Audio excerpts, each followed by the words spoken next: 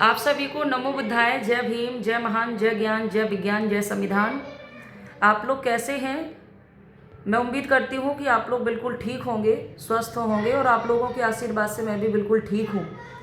जैसा कि आपको पता है कि मुझे ये अचानक वीडियो बनानी पड़ रही है और एक वीडियो सोशल मीडिया पर बहुत ज़्यादा वायरल हो रही है और वो वीडियो किसी और की नहीं बल्कि देश के गृह मंत्री अमित शाह की वीडियो वायरल हो रही है और जिसमें वो बोल रहा है अमित शाह कि आजकल अंबेडकर अंबेडकर अंबेडकर तो ये फैशन बन चुकी है। इतना नाम अंबेडकर अंबेडकर कहने वालों ने अगर भगवान का नाम लिया होता तो उन्हें सातों जन्म में स्वर्ग मिलता। तो मैं आपको बता देना चाहती हूँ कि भगवानों का नाम लेने से हम लोगों को स्वर्ग नहीं मिलता और ना हमें मिला था, ना मिला है और ना मिलेगा।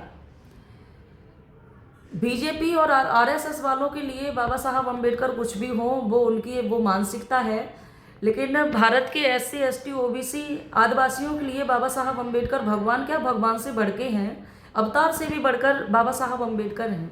अगर बाबा साहब अंबेडकर नहीं होते तो आज हम लोगों को डॉक्टर, मास्टर, इंजीनियर, प्रोफेसर बनने का मौका नहीं मिलता।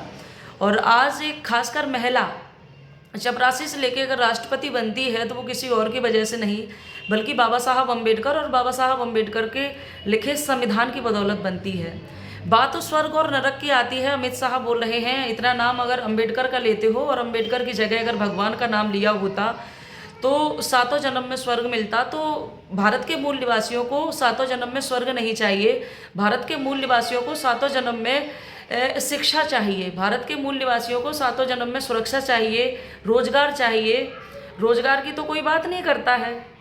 बात अगर किसी की अपमान की आती है तो सबसे पहले ये आरएसएस और बीजेपी के लोग बाबा साहब अंबेडकर के लिए ज़्यादा कीचड़ उछालते हैं।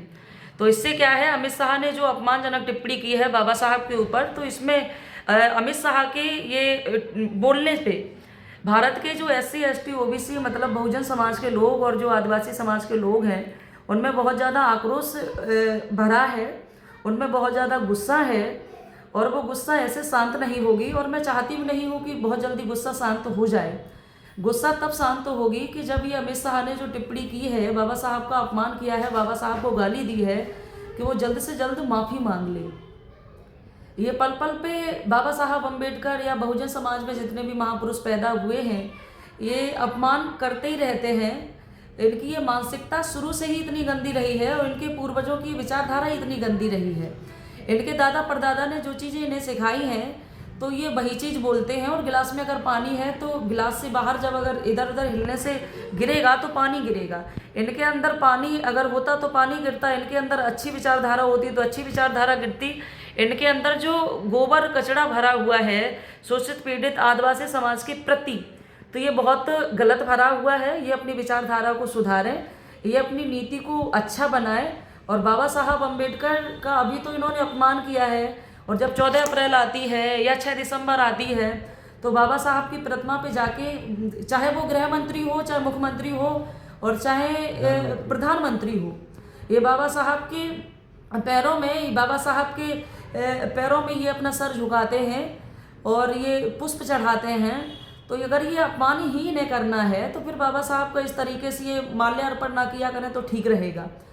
मेरा मानना ये है कि बाबा साहब को ये जो बाबा साहब का इन्होंने अपमान किया है ये बिल्कुल निंदनीय है और ये बहुत जल्दी से जल्दी माफ़ी मांगे। और माफ़ी नहीं मांगेंगे तो भारत के मूल निवासी एससी एसटी ओबीसी समाज के लोग, आदिवासी लोग, शोषित पीड़ित गरीब समाज के लोग जो भी हैं उनके लिए बाबा साहब अंबेडकर भगवान से भी बढ़ के हैं, अवतार से भी बढ़ के हैं। तो वो बहुत जल्दी माफ़ी मांगे। और ये अगर माफ़ी नहीं मांगता है अमित शाह तो बहुजन समाज के लोग कतई शांत नहीं बैठेंगे और हमेशा इसकी वीडियो में इसकी जो फोटो है, इसके जो पुतले जलाने का काम है ये करते रहेंगे। और इससे अच्छा ये है कि ये बहुत जल्दी से जल्द बाबा साहब अंबेडकर के बच्चों से माफ़ी मांगे। अमित शाह को ये पता होना चाहिए कि अगर गृह मंत्री बने हैं तो ये बाबा साहब अंबेडकर की वजह से बने हैं। और इसने अगर जो भी अपमान किया है, बाबा साहब अंबेडकर को जो गाली दी है, तो ये बहुत जल्द से जल्द बाबा साहब अंबेडकर के बच्चों से, बाबा साहब अंबेडकर के मानने वाले लोगों से ये बहुत जल्द से जल्द माफ़ी मांग ले तो ठीक है।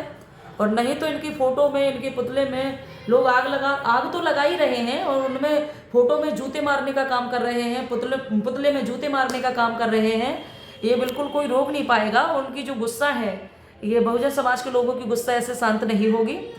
बाबा साहब भीमराव अंबेडकर को जैसे उन्होंने अभी अमित शाह ने अपमान किया है, उन्हें पता होना चाहिए कि बाबा साहब अंबेडकर को सिंबल ऑफ नॉलेज कहा जाता है, ज्ञान का प्रतीक कहा जाता है। नेपाल ने तो बाबा साहब अंबेडकर को यहाँ तक कह दिया कि बाबा साहब अंबेडकर के जैसा संविधान, मेरे देश का जो संविधान होगा वो भारत के संविधान के जैसा होगा, डॉक्टर अंबेडकर के संविधान के जैसा होगा।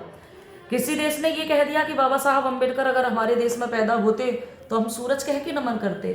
और भारत का ये गृह मंत्री अमित शाह ये गलत टिप्पणी कर रहा है, बाबा साहब को गाली दे रहा है, तो ये बिल्कुल निंदनीय है। तो ये उसे माफ़ी मांगनी चाहिए, बहुत जल्द से जल्द बाबा साहब अंबेडकर के बच्चों से माफ़ी मांगनी चाहिए। बहुत बहुत धन्यवाद, बहुत बहुत साधुवाद। आपने जो मेरी वीडियो को सुना, मेरी बातों को जो सुना, और मेरी बातों से अगर आप लोग सहमत हैं तो आप इसमें कमेंट करें और बताएं कि अमित शाह को माफ़ी मांगनी चाहिए बाबा साहब अंबेडकर के बच्चों से या नहीं मांगनी चाहिए। आप लोग कमेंट करें। बहुत बहुत धन्यवाद, आपने मेरी बात को सुना। नमो बुद्धाय, जय भीम।